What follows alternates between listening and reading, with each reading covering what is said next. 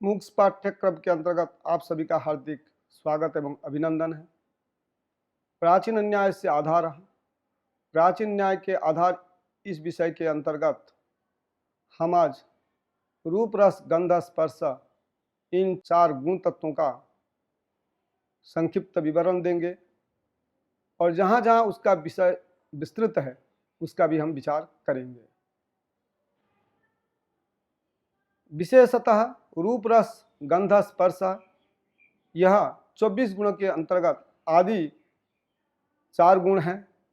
इस पर ही अभी हम चर्चा करेंगे। इससे पहले हमें पूर्व पाठ्यक्रम में हमने वैशेषिकोक्त 7 पदार्थ है, उनमें जो द्वितीय पदार्थ गुण है, उस गुण इत्यादि के भेद के संदर्भ में हमने यह बताया 24 गुण जो है वैशेषिक प्रस्थान में प्रसिद्ध हैं। उनमें चक्षु मात्र ग्राह्य गुण रूपम, इसमें मात्र पद का जो अभिप्राय है संख्या आदि सामान्य गुण में अति प्रसक्ति वारण करने के लिए दिया गया था।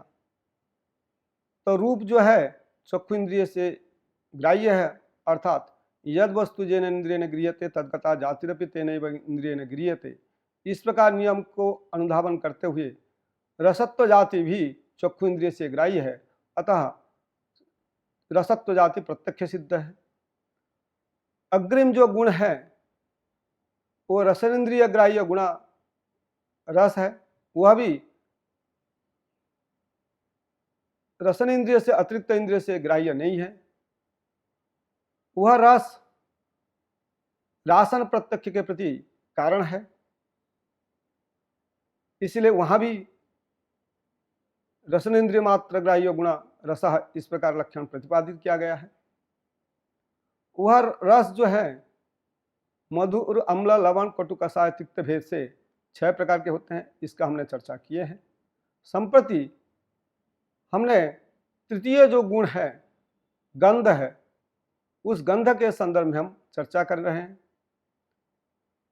गंध किस इंद्रिय से ग्राह्य है, किसके प्रति वो कारण है, इस संदर्भ में हमने यह प्राप्त होता है। घ्राण मात्र ग्राह्यो गुण गंध, अर्थात घ्राणेन्द्रिय से ग्राह्य जो गुण है वही गंध है। यहाँ पर भी वह मात्र पद जो है वो घ्राणेन्द्रिय से अतिरिक्त इंद्रिय से अग्राह्य है और घ्राणेन्द्रिय से ग्राह्य है, यही मात्र पद का यहाँ भी तात्पर्य है। इसीलिए घ्राण मात्र ग्राह्यो गुण गंध, गुण पद यदि नहीं देते हैं तो यहाँ पर वही आपत्ति आती है, यद वस्तु जेन इंद्रिय गृह्यते, इस प्रकार अनुशासन के बल से गंधत्व जाति में गंध लक्षण की अतिव्याप्ति होगी। उस अतिव्याप्ति के परिहार करने के लिए हमें गुण पद देना ही पड़ेगा। घ्राण ग्राह्यो भवेद गंधा घ्राण से उपकार का, इस प्रकार जो कारिकावली विश्वनाथ ने कहा है उसे यह सिद्ध होता है गंध घ्राण इंद्रिय से ही ग्राह्य है और घ्राणज प्रत्यक्ष के प्रति गंध जो है कारण है। वह गंध 2 प्रकार के होते हैं, सुरभि और असुरभि के भेद से,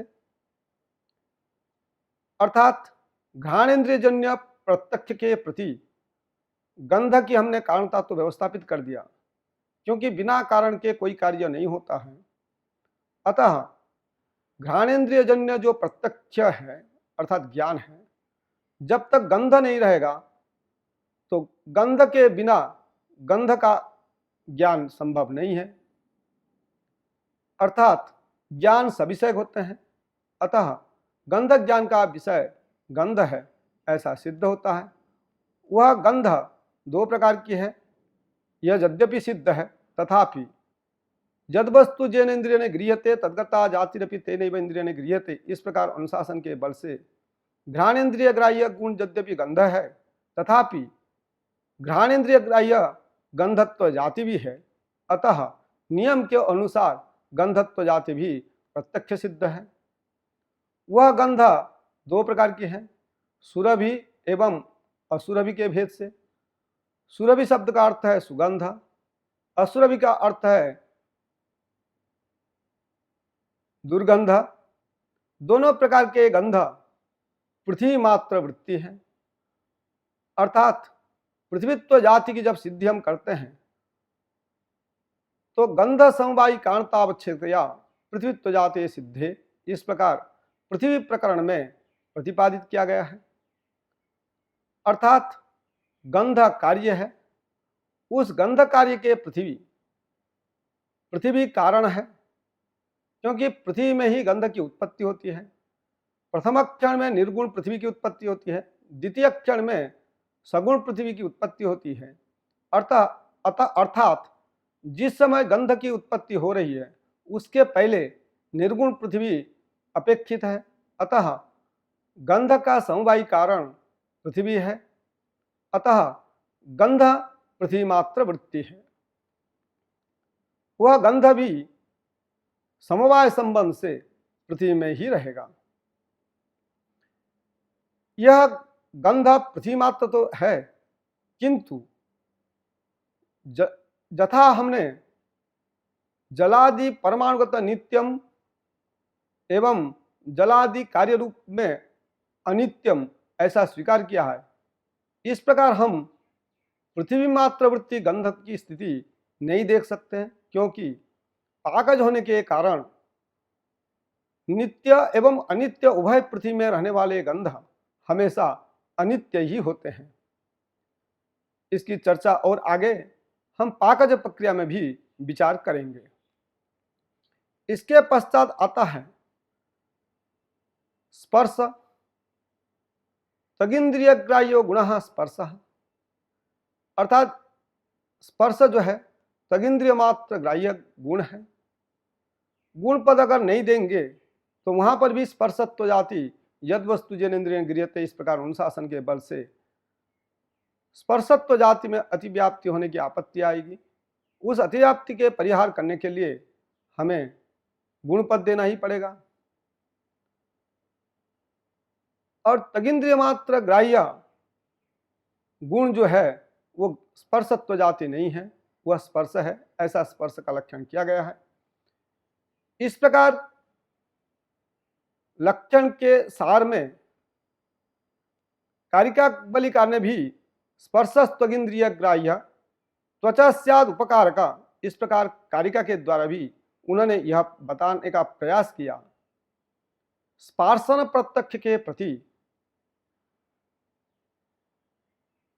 स्पर्श जो है कारण है, जिस प्रकार पूर्ववत चाक्षुष प्रत्यक्ष के प्रति रूप, रासन प्रत्यक्ष के प्रति रस एवं घ्राणज प्रत्यक्ष के प्रति गंध की कारणता है, उसी प्रकार स्पर्शन प्रत्यक्ष के प्रति स्पर्श की भी कारणता है। वह स्पर्श तीन प्रकार का है, जिसको हम स्पर्शनजन्य प्रत्यक्ष के प्रति स्पर्श की हमने कारणता तो सिद्ध किया है। अर्थात स्पर्श पृथ्वी, जल, तेज, वायु इन चारों में समवाय संबंध से रहते हैं, किंतु वह स्पर्श में रहने वाला स्पर्शत्व जाति भी प्रत्यक्ष सिद्ध है।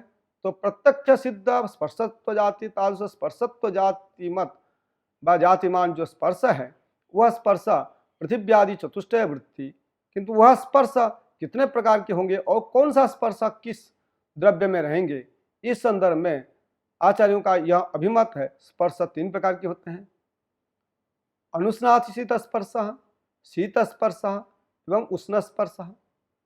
शीत स्पर्श जल में वृत्ति है, अर्थात शीत स्पर्श समवाय संबंध से जल में रहता है, इसलिए हमने जल के लक्षण शीत स्पर्शवत जलम ऐसा जल का लक्षण बनाते हैं।